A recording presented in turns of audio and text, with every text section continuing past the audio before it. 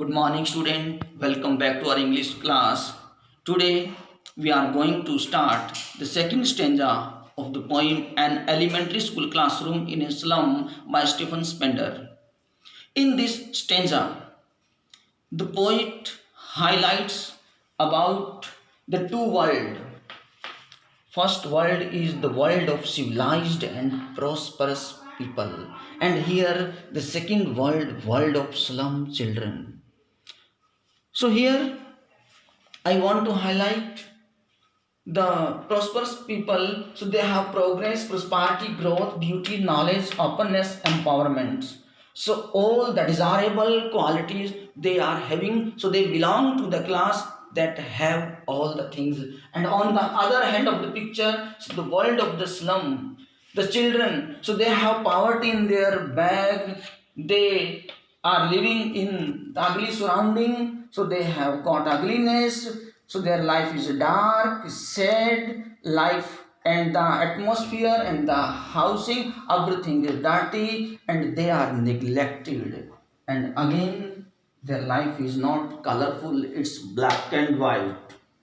So in this stanza, the poet highlights the children who are living in slum, and particularly in this stanza, the poet present a picture of the classroom.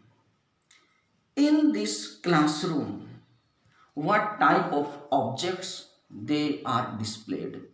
So in the first stanza, yesterday we discussed about 3 students in the classroom. So now the objects that are being displayed here. So I have to begin the first line of this stanza, line by line explanation. First line says, on sour cream walls. Sour cream walls. Two words, they are really very important to understand. Sour means that gives disgusting smell. Any creamery that's sour and it's not useful to get or to not, it's not called edible. And cream here means creamish color. When they were painted, must have been in white color. So now their color have become of white. It's of creamish color, and it gives disgusting smell like a sour cream. So here cream means cream color, and the cream, that dairy product. So here the poet wants to say that on sour cream walls, donations, the picture, the placard of the people who have donated. So the name, the list is there. Next, Shakespeare's head. The portrait of the Shakespeare in a framed picture, it has been displayed there on the wall of the classroom. Next, cloudless at dawn. Just beside the picture of William Shakespeare, so there is beautiful scenery of dawn, of early morning, and it's cloudless. Means the rising sun is there, sunny day is there, no darkness is there. And civilized dawn riding all cities. So next picture is of civilized dawn. As I earlier told you that this is the world of civilized people. Civilized and prosperous people. So this word indicates about the prosperity, the progress. So the dome, the cone shape at the rooftop of a temple or any mosque. So it's represent the towering or the tallest building of the town. So earlier, so the building must not have been as tall as nowadays. So church or the temple's dome, it's considered the tallest in the city. So that's why comparing that tallest point the poet wants to say that civilized dawn. Here the picture that's shown in the classroom. So it's of civilized dawn riding all cities in all across the world in the beautiful cities. So all the towering buildings, so they have been displayed here in the classroom. Next, there is again other picture of Tarolis Valley, belled flowering. So this Tarolis Valley is full of fragrance of flowers and bell shape, or the sound of the bell is audible everywhere. So it gives a great pleasure to listen the sound when we get a chance to go in the valley, Tarolis Valley, the beautiful valley, the picture of cloudless dawn and the civilized dawn. So all these things, they are really a stark contrast with the world of the slum children in which they are living, and the world and the pictures they have been described here, so totally different. So that's why, taking the theme of only particular this stanza, the two world, one world belong to prosperous people and second belong to slum people. Next, open-handed map, avoiding the world its world. Here again, open-handed, it has been explained by different book in a different way. But here, the main and the right thing to focus, that open-handed map means there is no boundary. All the things those have been displayed here in the map, so they do not belong to particular country or particular place. It's open-handed. All the beautiful and the good things, so they are displayed here. Open-handed map, and this map is awarding the world its world. Keep this line very seriously and very sensibly. You have to focus on this line. Awarding, what is awarding? The map is awarding. The map is presenting the picture to whom? To the world, its world. What type of world is there? Actually, physically there is only one world, one universe. But here, the people of slum children, so they live in their own surrounding. They do not exchange their culture with others, and others they do not want to get their cultures or to want to modify them.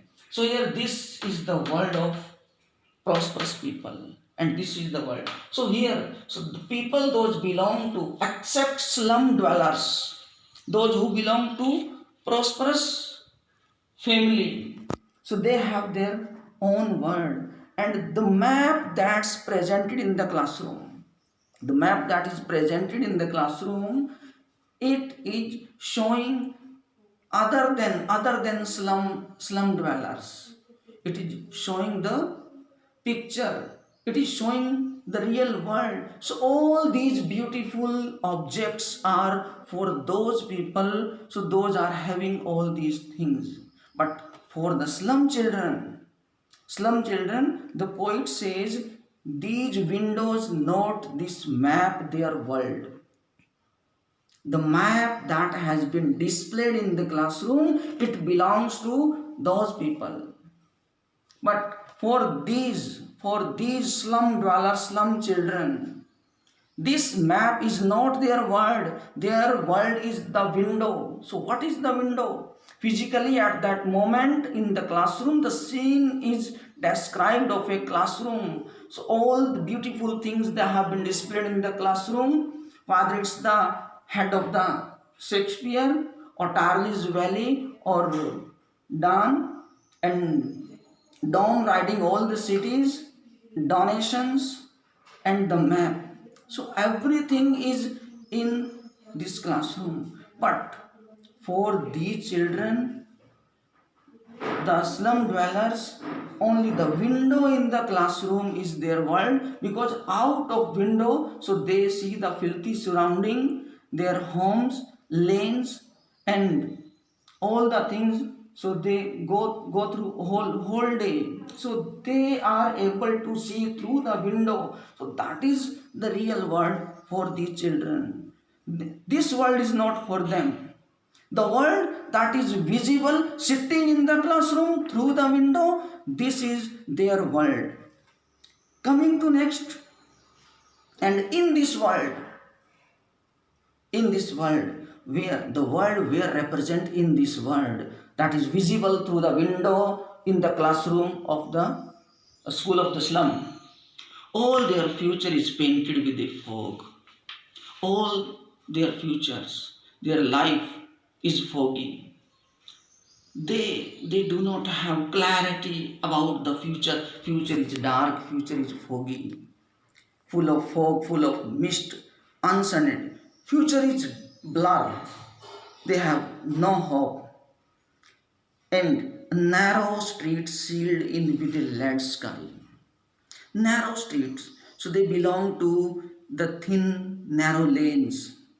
And it's sealed, it's covered with lead sky.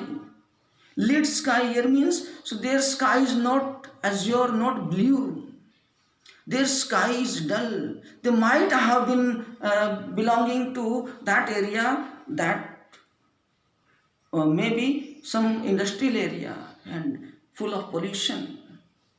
And they cannot go outside due to any boundary or any obstacle. So they cannot move out, and their sky, as we say that the sky is not our limit. In the same way, so their sky, openness, so it's sealed. Streets, they are sealed, and the sky, so they have no way to go upwards, no way to go side to side. So sky, it's lead sky, not clear sky. So they do not have the opportunity to see the natural object or to enjoy the beauty of the nature. Next, the poet says, far, far from rivers, capes, and stars of word. Stars of word means education. River capes here, the water body, the object of nature. So they are living very far away, far, far from. So they are very far away. So here the poet uses alliteration, far, far from. Next, I would like to tell you. So here the figure of speech that has been used here, it's metaphor. Sour cream wall. So walls, they have been compared with creamish color and the sour smell. So the color and the smell, it's compared with these two objects. So here future is painted with fog. Future is foggy, future is not clear. So here lead sky. Sky, the color of the sky, it's like a lead, like darkness. So again, far, far from, I told you, it's alliteration. So thanks a lot. So video is getting longer, so that's why I'm taking stop.